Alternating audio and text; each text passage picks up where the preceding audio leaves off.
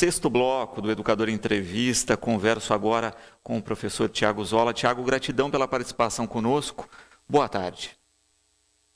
Boa tarde, muito obrigado pelo convite, é um prazer estar aqui com vocês.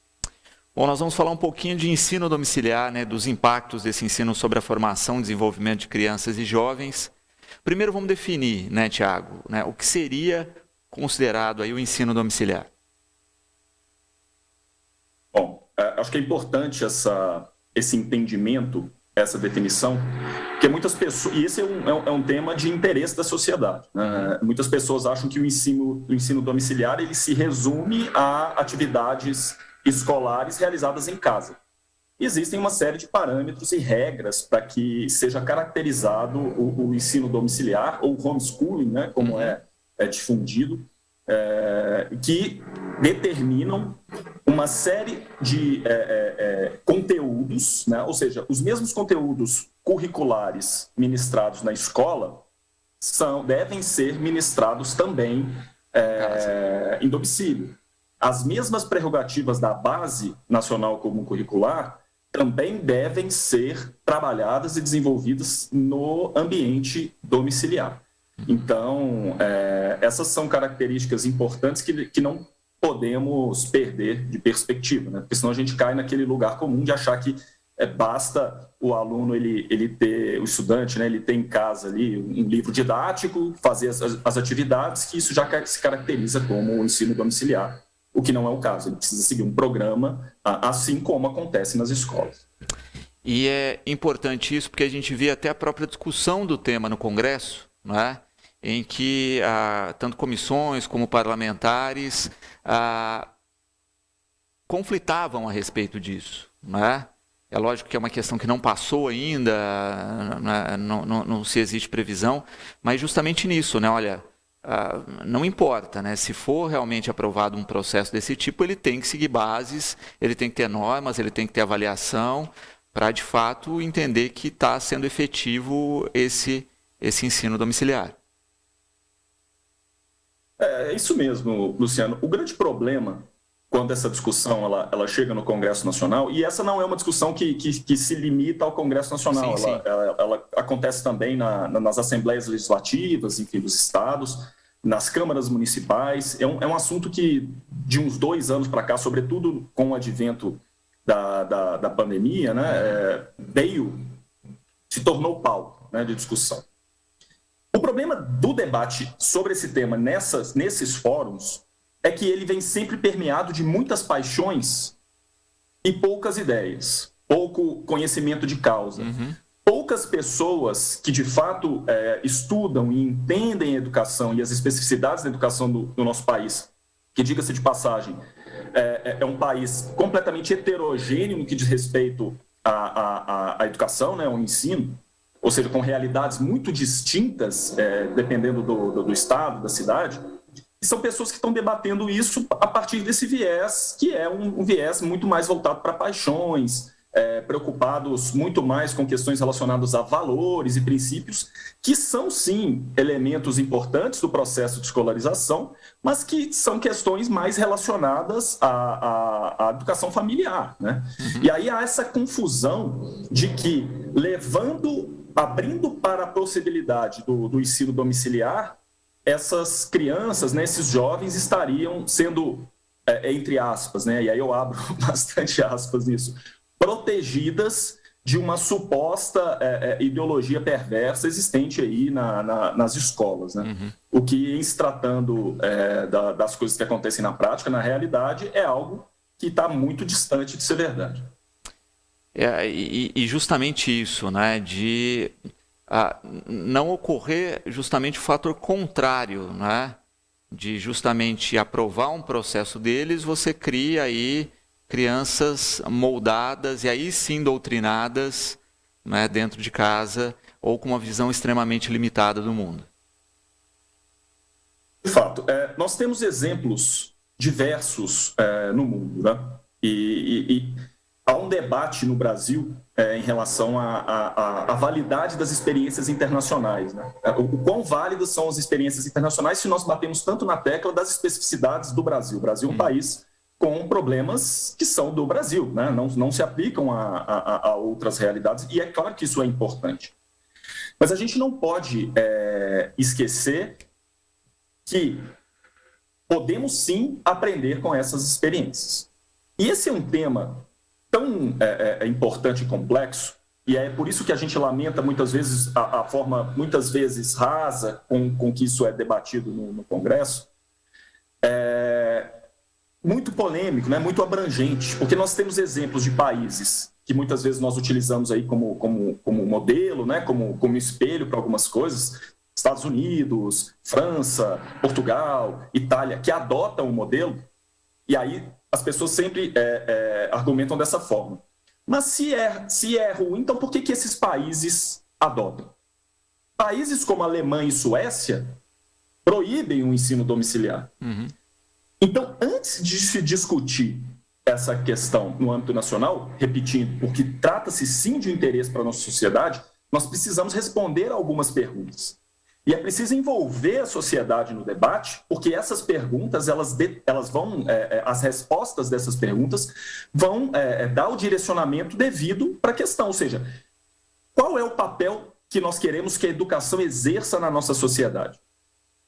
Que tipo de sociedade nós queremos para o futuro? Então, como nós queremos pautar a formação humana, formação profissional, a formação acadêmica das nossas crianças e dos nossos jovens? E aí, somente depois de responder a essas perguntas, nós vamos nos debruçar sobre as especificidades do nosso país, pensando aí na realidade do ensino público, pensando nas disparidades existentes entre os modelos, enfim, para que aí a gente entenda qual que é o melhor caminho.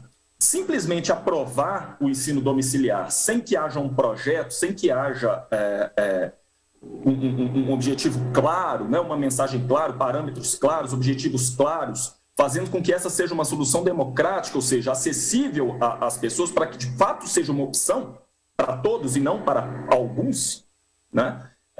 Aí sim eu acho que faz sentido e do ponto de vista de um projeto educacional para o país, aprofundarmos e debatermos esse tema. Me parece hoje muito mais uma discussão ideológica do que programática em relação aos objetivos e ao projeto nacional de educação. Tiago, falávamos no último bloco dessa questão, né, de países que adotam ou não adotam, né? E você me falava de números, né, de dados que você tem a respeito disso. Eu queria comentar um pouco, né, que você trouxesse um pouco desses dados para a gente. Perfeito, Luciano. Ao longo da história, pelo menos nas últimas décadas do Brasil, nós não temos hoje a liberação do ensino domiciliar, proibido, né? É importante que as pessoas entendam isso. Vez por outra aparece na mídia um caso de uma criança, de um adolescente que estudou em casa e que a família buscou a justiça para que... Mas essas são exceções. A regra é que isso não é permitido. As nossas crianças, a partir de 4 anos, elas têm que frequentar a escola. Então, via de regra, é isso. Entretanto, todos vocês sabem, do ano passado para cá, nós fomos acometidos aí por essa pandemia terrível, né? E isso mudou completamente o cenário, o espectro da educação no país. Então, no primeiro momento, nós tivemos a paralisação das atividades escolares, isso em todas as redes públicas e privadas. E, aos poucos, as atividades foram retornando. De que forma? As escolas e redes privadas se adaptaram ao que nós chamamos de ensino remoto. Então, elas disponibilizaram programas, softwares, para que os professores continuassem ministrando aulas pela internet, né? E disponibilizaram para os estudantes plataformas para que eles pudessem fazer atividades, pudessem continuar estudando com sistema de tutoria, de auxílio, enfim. É claro que, eu vou tentar demonstrar isso pelos números, nós não temos uma pesquisa robusta na área privada mostrando se esse modelo ele substitui o modelo tradicional presencial de ensino, em termos de avaliação e da progressão das aprendizagens.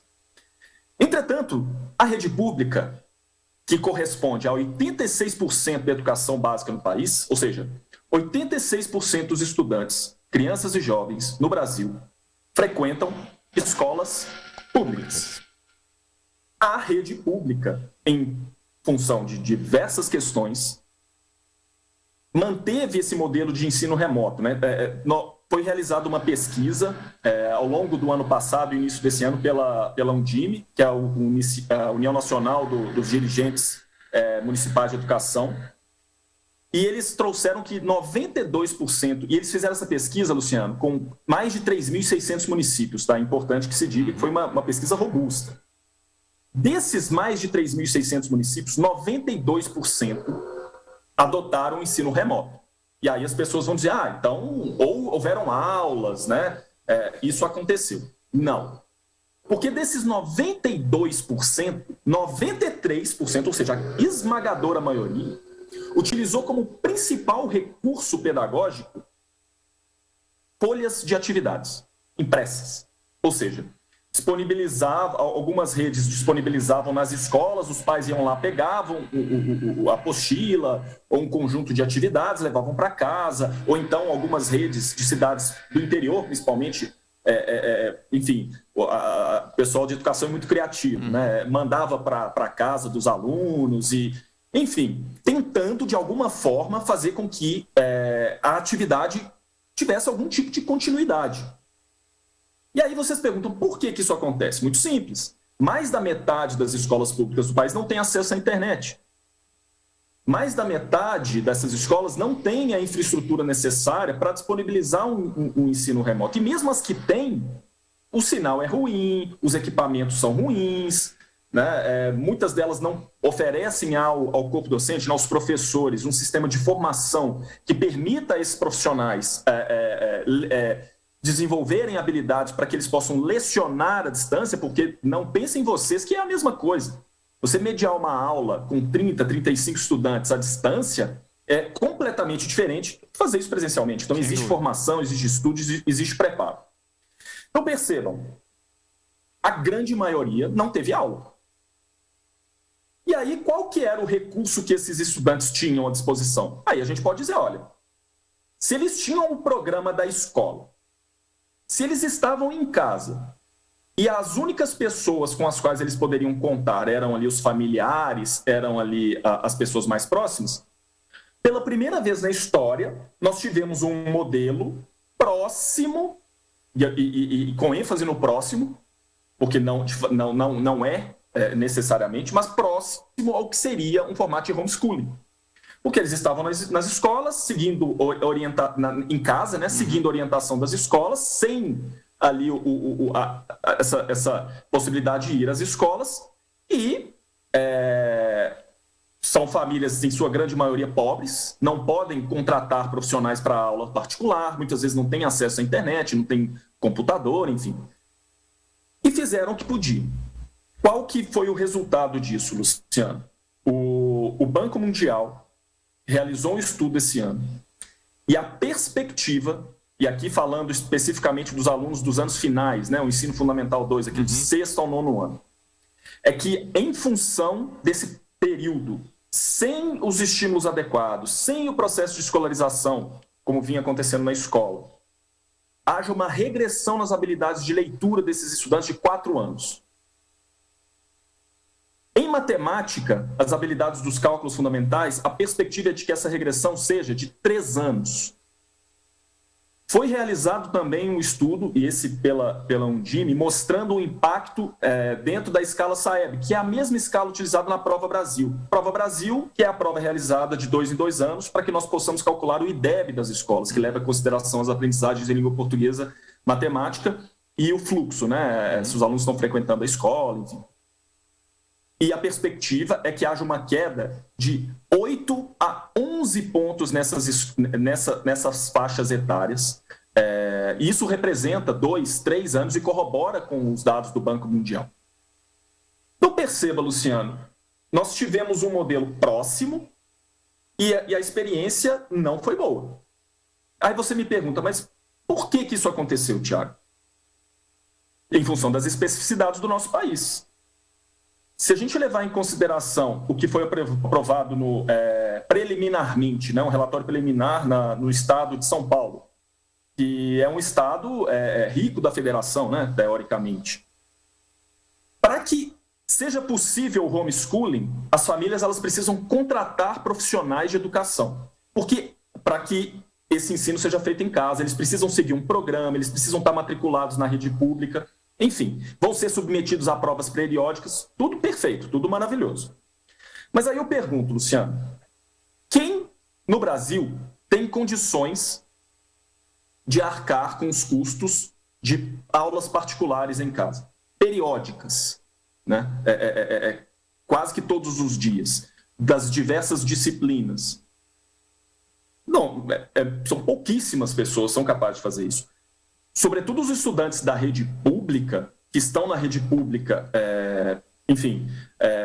por não terem possibilidade financeira, enfim, ou mesmo porque estão na rede pública, que acreditam na educação pública, e nós temos escolas públicas, sim, de muita qualidade, mas são pessoas de baixo poder aquisitivo. Como que essas pessoas elas teriam a opção de se enquadrar ao modelo de educação domiciliar, não havendo essa possibilidade? E não havendo essa possibilidade, os números mostram que essa experiência de 1 ano e meio estudando exclusivamente em casa, sem o auxílio da escolarização na escola, os dados são alarmantes. O que nós temos diante de nós, Luciano, é um problema geracional.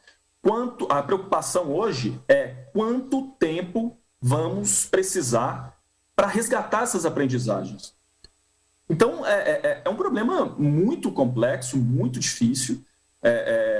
Nós temos trabalhado incessantemente para encontrar soluções para auxiliar as redes públicas nessa tarefa, porque é muito difícil, né? E aí, essa discussão do homeschooling, no momento em que o país precisa se debruçar sobre essa questão, a percepção que eu tenho, para aquelas perguntas que foram feitas no início da nossa conversa, é que nós queremos um modelo de país que, infelizmente, não seja inclusivo, né? Porque se diante de todos esses problemas, déficit de aprendizagem, uma abismal desigualdade educacional, o que se tem debatido, e isso é real, nos últimos meses, nas assembleias e no Congresso Nacional, é a aprovação de uma lei que vai beneficiar, né, entre aspas, porque tem outros aspectos relacionados ao homeschooling que precisam ser debatidos, tem o potencial de beneficiar uma parcela ínfima das pessoas, sem endereçar esses problemas que são reais, é algo que me preocupa bastante, né? E é uma discussão, eu acho que extremamente infrutífera, não é? Porque quando você pega as discussões do homeschooling que são colocadas, não é? Quando a gente fala nesse aporte de estrutura que você tem que criar, hoje qualquer família já é livre, né? Olha, eu tenho condição financeira de ir lá e escolher qualquer escola, né, com qualquer perfil que se encaixe mais no meu perfil, né? Então, assim, não se justifica se perder um tempo precioso do Congresso, né, que poderia estar discutindo outros pontos de carência que nós temos na educação, né, discutindo uma pauta que não vai beneficiar a maioria da população e por uma prerrogativa que está completamente infundada, né, porque faz uma leitura e uma visão de escola que é completamente irreal. Não, perfeito. E isso, perceba o quanto deslocado, enfim, essa discussão ela é colocada nesse momento. Nós ainda nem entramos nos aspectos técnicos, né, práticos, do desenvolvimento de habilidades, do tipo de desenvolvimento proporcionado, né, nesse contraste entre o que possibilita o homeschooling, a educação domiciliar, e o que acontece de fato nas escolas, né? E isso está diretamente ligado às perguntas que eu fiz no início da conversa. Que tipo de país nós queremos? Que tipo de sociedade nós queremos? Se nós estamos falando sobre a necessidade de, para além de conteúdos programáticos, desenvolver habilidades dos estudantes, né? Ajudar os estudantes a resolver problemas, a tomar decisão, trabalhar em equipe, isso é uma dificuldade geracional muito grande, né? Gerenciar recursos, todas essas habilidades que são indispensáveis e fundamentais e que são previstas na base que foi homologada em 2017, ou seja, tem pouco tempo, né? As redes elas ainda estão se adaptando a isso. E aí você leva isso para o ambiente domiciliar. Como que isso vai ser trabalhado? Qual que é o projeto? Então perceba, a gente está falando de aprovar uma lei, mas não há uma base para que isso seja feito. Então, como que nós vamos auxiliar esses estudantes que eventualmente estejam estudando em casa? Eles podem se transformar, Luciano, em excelentes pessoas com valores, com princípios, etc. Não é esse o ponto. Uhum. Mas se nós estamos entendendo que é necessário, e a base diz isso, desenvolver habilidades e competências, desenvolver aspectos socioemocionais, educar para a diversidade, para a tolerância, para trabalhar em equipe, etc. Se eu estabeleço ali uma bolha e desenvolvo todos esses aspectos a partir dos preceitos desse lugar, sem que haja divergência, sem que haja algum contraponto, sem que haja o contato com pensamentos que não sejam necessariamente idênticos, mas que fomentam um ambiente de debate que é saudável, e isso é mais do que nunca, a nossa sociedade hoje está aí para provar o quão necessário e fundamental é isso para as gerações futuras, conseguir resolver problemas juntos, encontrar soluções juntos para os desafios que não são poucos, são imensos. Nós falamos de alguns aqui, né? Então me preocupa muito que a discussão ela fique apenas no campo ideológico e não se tenha nenhuma resposta para essas questões, que são as questões verdadeiramente relevantes e importantes que deveriam estar sendo debatidas. A partir disso, aí sim, vamos falar no homeschooling, como democratizar essa solução, como de fato oferecer a opção às pessoas. E o que você disse é perfeito. Se a questão é ideológica, as pessoas elas têm a prerrogativa da escolha. Sim. Então, e aí eu escolho o ambiente, a escola, que está mais alinhada com os valores, com os princípios da minha família. Uhum. Essa é uma possibilidade. E eu me pergunto e me questiono, e aqui eu não estou fazendo uma ode ao nosso sistema educacional, porque de fato ele precisa ser melhorado. Existem enormes e imensas lacunas que precisam ser preenchidas. Mas é justamente esse o meu ponto. Precisamos resolver este problema para que aí sim façamos discussões, embora seja uma discussão relevante, definitivamente, Luciano, e me perdoem os espectadores, né, que nos acompanham e eventualmente podem discordar perfeitamente. Não acho que seja a nossa prioridade no que diz respeito ao projeto de educação para o país nesse momento. Tiago, quero agradecer a conversa conosco, deixar o espaço aqui sempre à disposição, né? Eu espero que, de fato, né, se repense essa discussão nesse momento, né? A gente tem outras prioridades, ainda mais nesse pós-pandemia que se abre aí com esse dano terrível à nossa educação. Deixar esse espaço sempre disponível, não é? E agradecer a sua disponibilidade aqui de tratar tão bem do tema conosco. Luciano, quero agradecer pelo espaço, me colocar à disposição. Foi um prazer conversar com vocês. Espero que tenha sido de proveito, importante para as pessoas que estão nos acompanhando. Forte abraço.